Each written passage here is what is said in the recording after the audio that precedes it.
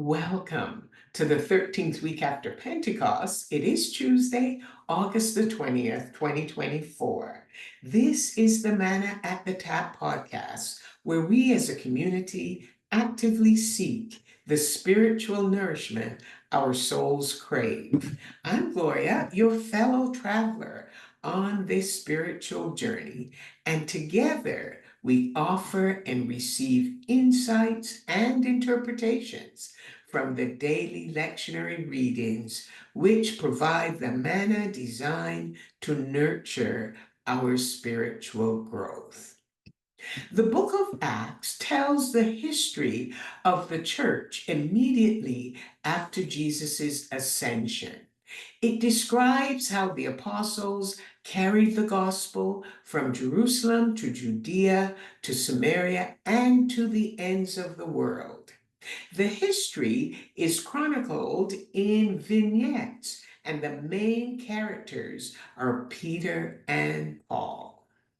The author is Dr. Luke, the writer of the Gospel of Luke that bears his name. And the book unfolds as Luke journeys with the apostles as they stay in Jerusalem until the day of Pentecost when the Holy Spirit comes among them. That day, 3,000 new believers were added to the already believing disciples, numbered about 120. To administer such a large number of people that were part of the community in Jerusalem, 7 leaders were appointed so the apostles could concentrate on their ministry of prayer and preaching.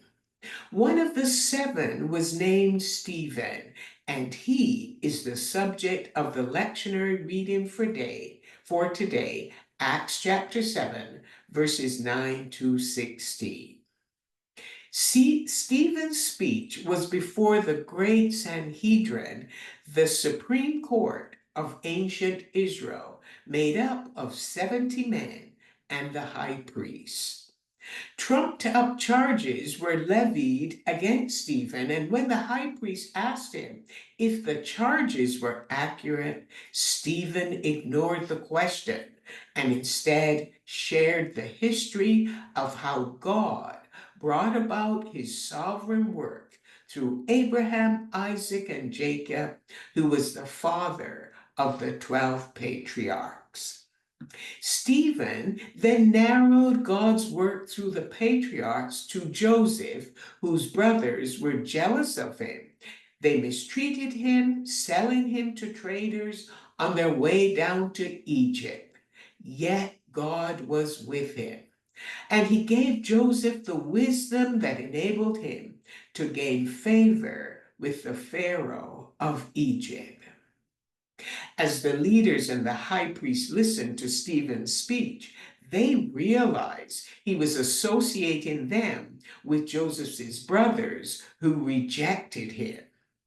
The religious leaders had a similar attitude towards Jesus, and they mistreated him, handing him over to Pilate to be crucified. Joseph suffered at the hands of Potiphar's wife, who told lies about him to her husband, which landed him in jail.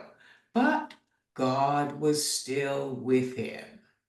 When Pharaoh had 2 dreams and no one could interpret them, his wine servant remembered that Joseph had interpreted his dream, and he was called to interpret Pharaoh's dream. Joseph was then moved from prison, and Pharaoh made him ruler over Egypt and his palace. The famine in Egypt and Canaan was severe, and Jacob sent his sons to Egypt to buy food for the family. Joseph recognized the group of 10 foreigners as his brothers, but they did not recognize him during their first visit to Egypt. On their second visit, Joseph told his brothers who he was, and they were introduced to Pharaoh. Let's take a moment to reflect on what we understand so far in the narrative. 10 of Joseph's brothers were jealous of him and mistreated him because of envy. The Gospel of Matthew records that it was because of envy that they handed Jesus over to Pilate to be crucified. In Egypt, Joseph suffered persecution at the hand of evil people, and God worked through the evil leaders, both Jews and Gentiles, to bring about the death of Christ and our salvation. After Joseph revealed himself to his brothers, the entire family, including Jacob, was invited to live in Egypt. And according to Stephen, they were 75 persons in all. Joseph, the one who had been mistreated, rejected, and sold into captivity, became the one who delivered them. What Joseph did for his family is a demonstration of God's love and God's grace. The brothers admitted to having significantly sinned against Joseph, but on 3 occasions, Joseph spoke to his brothers about God's hand at work in the family. He told them not to be grieved or angry with themselves because they sold him. After all, it was God who sent him before to preserve life. He repeated the same thing a second time. God sent me before you to preserve for you a remnant in the earth and to keep you alive by a great deliverance. It was not you who sent me, but God. And for the third time, he told them, you meant evil against me, but God meant it for good to bring about this present result, to preserve many people alive. Stephen then skipped ahead to the death of Jacob and the other patriarchs. To bring the story of the patriarchs full circle, Stephen tells us they were all brought back from Egypt and placed in the tomb that Abraham had purchased for the family after Sarah's death.